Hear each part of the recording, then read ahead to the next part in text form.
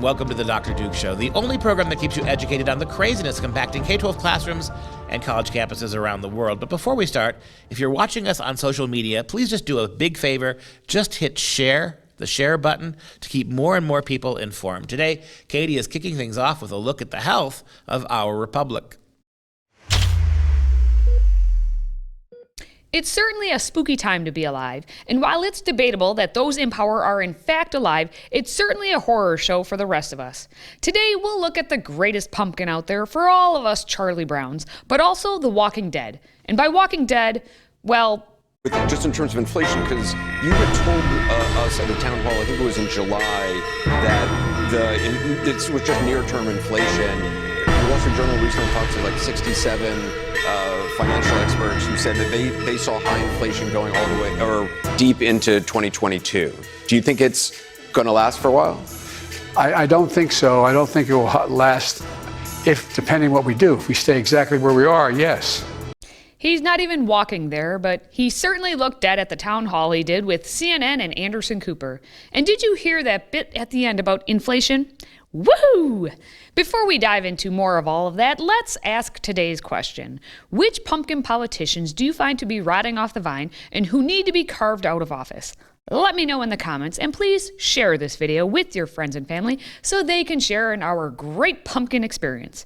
Now, to be more accurate, Biden looked cold, clenched, and dead at the town hall, but he did open those hands up to cough into them earlier in the week in New Jersey, and then do this with them.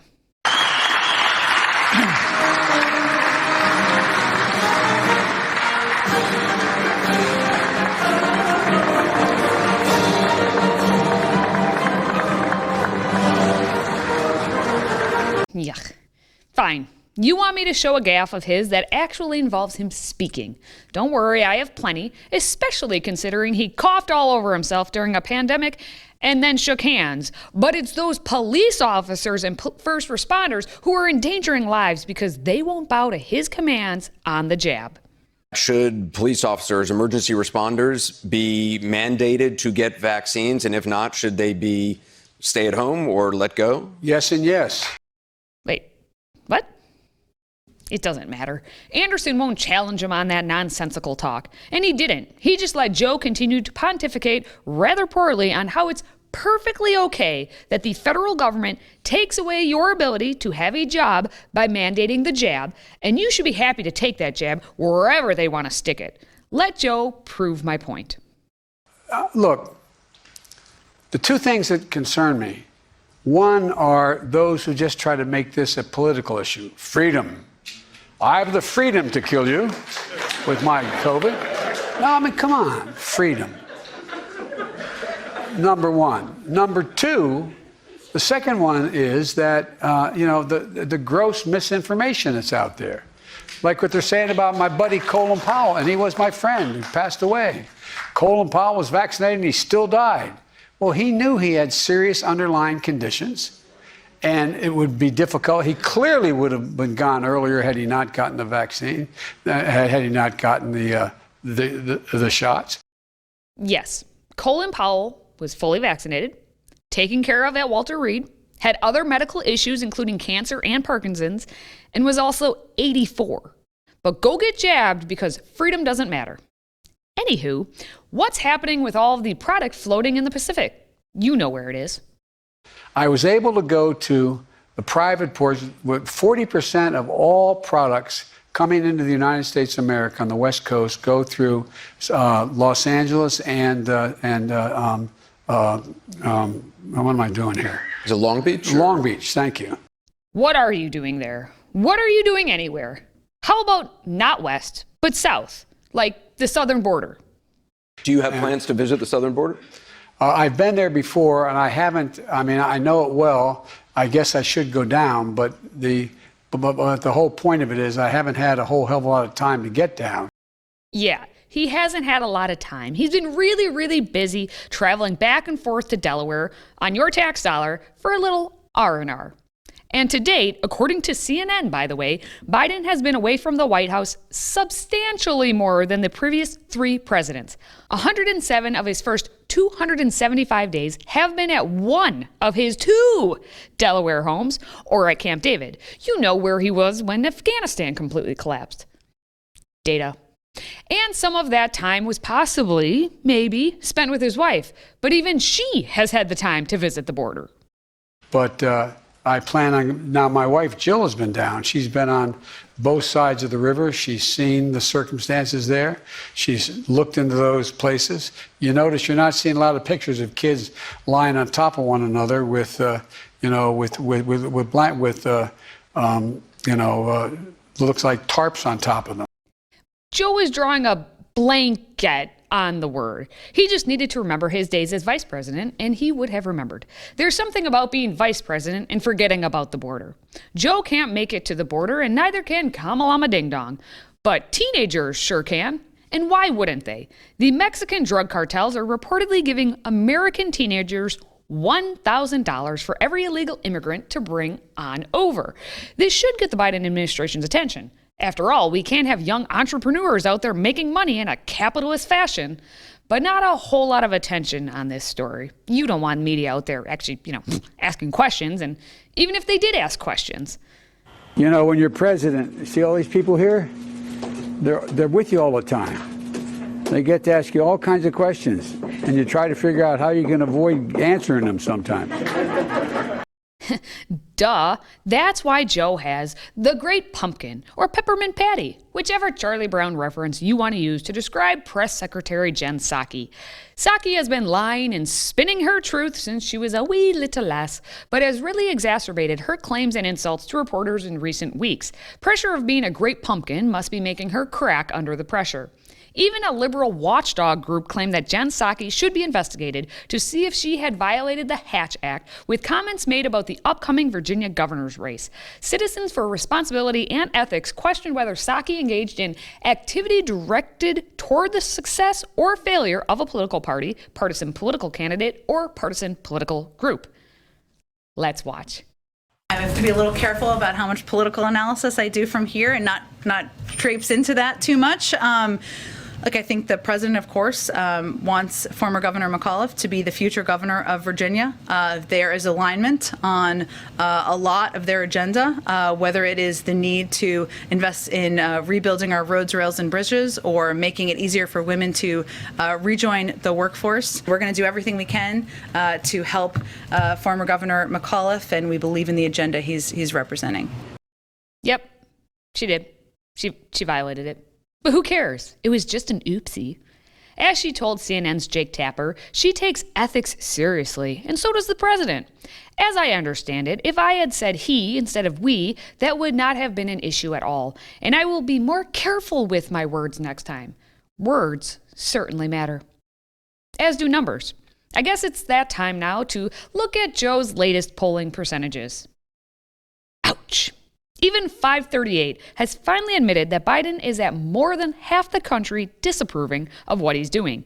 A Gallup poll then shows that the government is trying to do too many things, with 52% overall thinking this way.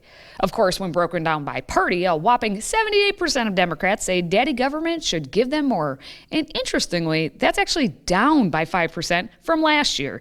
The key here is the independents, and 57% said too much government, which is a good sign for sanity. If the pace of gaffe, destruction, and general pumpkinness keeps up, the Democrats should get squashed. So does that mean Nancy will finally retire to one of the ships off the coast of California? Are you going to run for re-election? Oh, you think I'm going to make an announcement right here and now? Yeah. Why not? I'll You have to got be lovely on lighting. many more times than that. You're going to run for re-election, though, yes? Why would I tell you that now? Well, it's not just me. It's I the American always- people. It's the world. This is an international show. Well, probably I would have that conversation with my family first, if you don't mind. Okay. Maybe she should have that conversation with her medical doctor or plastic surgeon, whichever she visits more regularly.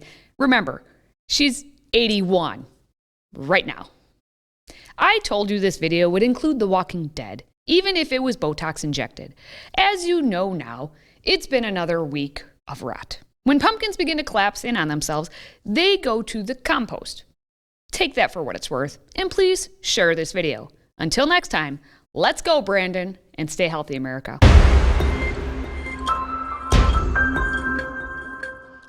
Joined now by Vicki McKenna for our weekly Culture Cast. Vicki, how you doing this week? Well, it's the end of the week, thankfully. I'm glad it's the end of the week. Well, isn't it interesting that all of the dumbest stories come at the end of the week? We learned yesterday that the federal government of the United States is actually going to pay illegal immigrants. They came to this country, they broke the law, they were here illegally, and then Trump sent them back, and now we're going to compensate that for that hardship of sending them back after breaking federal law. We're going to pay up to $450,000 for each individual illegal alien who was sent back and apparently violently mistreated for not just being made an American citizen immediately. Yeah, so the violent mistreatment's apparently not being permitted to just simply break the law and not have to, abide by anything that we require you to observe as an American. And for that, we're really, really sorry. And so here's a check for $450,000 per person. So a family of four, that's a lot of money. If you have a family of four, that's well more than the average American makes in 10 years. And the average American now is staring down vaccine mandates that could result in termination. They're seeing their speech constrained. They have no cause of action to sue the government if the government wants to fill their children's head with toxic poison or entice little children to declare themselves alt-gender. Parents have no recourse for that. But you know what? We feel really, really bad for the illegal aliens who came into this country illegally, put their children through that we're going to cut you a big fat check. I can't imagine what that might be in terms of incentives for other people to crash the southern border. Well, we already know that since the announcement yesterday, about 1,000 more families has signed on. And here's a couple other pieces of information. Tucker Carlson, of course, pointed out last night, if you go and fight for your country and are killed in battle, if you give the ultimate sacrifice for this country, you'll get a check from the government for $100,000. To be an illegal alien who simply was removed, you get more than 4 times that now because of your inconvenience. This is really a shocking thing. And it's not just the $450,000. There are incentives and insurance policies and guarantees of health care that's going to push this for about this is $1 million benefit for each illegal alien. And at what point, we've had 1 million since the beginning of this year. At what point does simply deporting them not count for this? Because the ACLU is pushing for this. It's not just the ones you deport. It's the ones you withhold. And Duke, if we are going to be paying reparations to illegal aliens in a fund, then what's the argument against paying reparations to Asian people who were relatives of people held in internment camps, or Black people who have slavery in their past?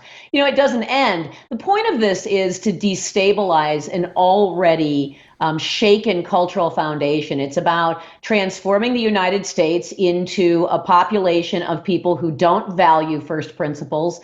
It's about a massive demographic shift. It is also about aggravating American citizens. It's about making them so angry. It's about driving them crazy with injustice and outrage. I don't know if it's to get them to act out.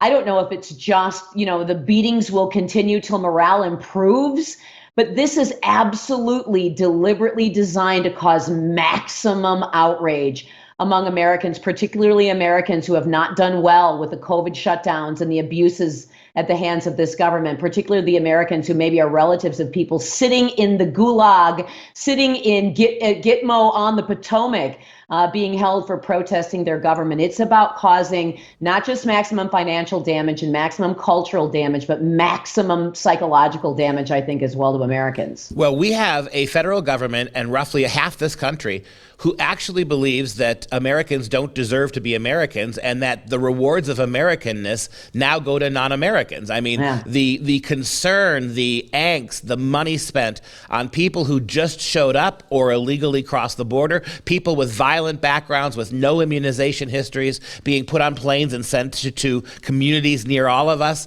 all of that the entitlement now is 100% to be a non-American. If you are a It is because they hate you. Yes. And they hate me. And they hate everything about and I'll borrow a phrase from Tucker Carlson, they hate everything about legacy Americans. They hate everything about people who abide by the law. It is letting us know in no uncertain terms that we are despised. Joe Biden is out there pitting American against American in speeches about vaxxed versus unvaxxed. You have black versus white, gay versus straight, trans versus everything. Everything. It's always pitting Americans against the destruction of American culture. And then when you get them all wound up, when you've thrown everybody in a paper bag and let it rip, and when people act out, that's when you can point and say, see insurrection, or that's an extremist. We need government to stop those people. I swear it's almost feels like a psyop going on in this country at this point. Vicki, after the break, I want to talk about that. I want to talk about the fallout and consequence for this kind of obvious anti-Americanism against Americans.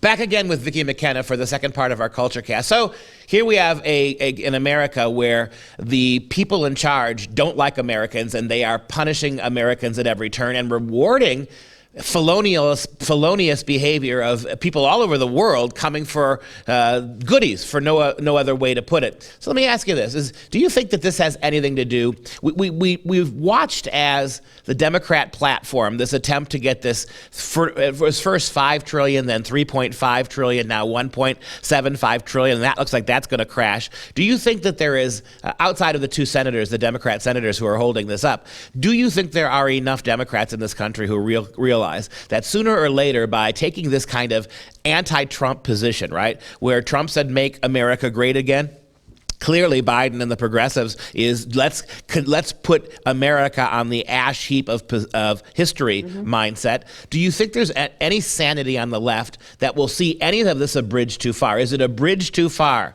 to pay $450,000 for breaking our law? Will that be the thing? No, and yes and no. Yes, there are Democrats who see this as a bridge too far. No, none of them are going to stand up and say anything. That is not going to happen. And that's and I don't know, I'd have to go back into the history of the Democratic Party, but it is quite a hive-minded group of people. These are people who accept the party as a monolith.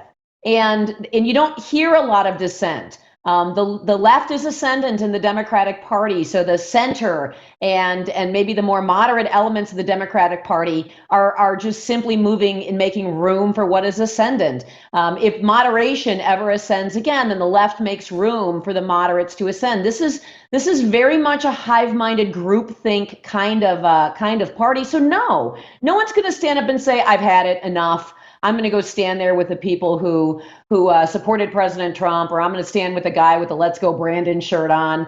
I don't see that happening. And I also don't see there being that many Democrats in the first place saying, this is just it, I can't take any more of this. I can see rank and file Democrats doing that. They would move to independence. Perhaps they would become nominal Republican voters or Republican supporters. But in terms of leadership, the Democrats have one last chance to break as much stuff as they can before they get handed their butts in the midterm. And so that's what you're seeing. And Joe Biden has more than that. Joe Biden has until the end of his first term to break as much stuff as possible. And once it's broken, we never fix it. It isn't like we go back and we say, all right, we'll undo this bad policy, or we'll throw the 7 million people we've already let into this country out and make them go back to their home countries. We won't do it. We won't fix what's broken.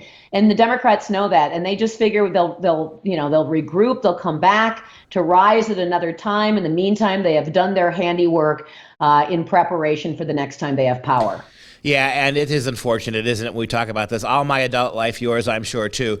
Democrats push the needle far left when they get this kind of power. Republicans come in, and rather than undoing any of it or pulling it out by the roots, this is the new normal, this is where we're going to start. So even with a Republican control of power, things don't go back the right. They either stay or they slightly move even further left. And exactly, it'll always ratchet to the left. And maybe we'll be able to draft more Ron DeSantis type of Republicans. Right now, he is showing some real promise as someone willing to undo bad things, willing to go forward and make some serious conservative-based reforms, which ratchet everything back to the right.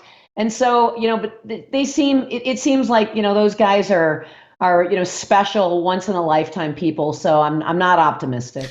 Well, as the 19th century poet said, the center can no longer hold. There is a very rough beast slouching towards Bethlehem right now. If we don't get a handle on this, it's going to be bad news for all of us. Vicki, thank you for your time this week.